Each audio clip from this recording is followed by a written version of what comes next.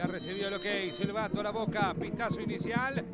Afuera pasa la historia. Aquí ya arranca el juego entre Santaní y Guaraní de Fram por la tercera fecha de la intermedia. Federico Viveros se puso frente al balón y observó quiénes están en el área. A dónde puede mandar el balón directamente al arco. ¡Golazo! ¡Gol!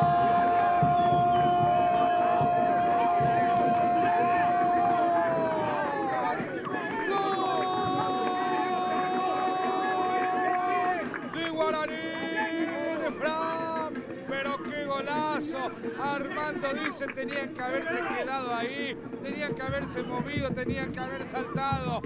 Viveros, Fernando, acarició, frotó la lámpara con el botín derecho. ¡Qué golazo para marcar el primero del partido!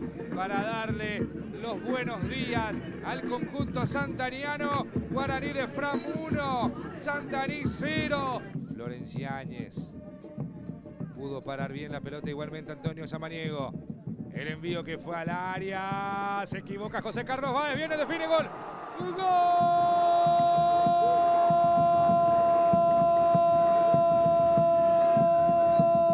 De Santaní. Zárate. Apareció Arnaldo en el área. Olió sangre el goleador. José Carlos.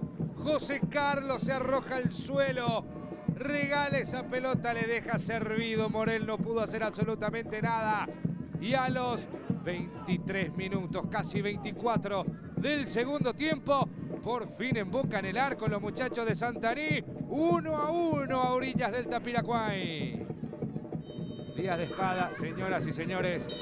Final del partido en Santaní, en el JJ Vázquez. Empate entre el local y Guaraní de Fram, 1-1.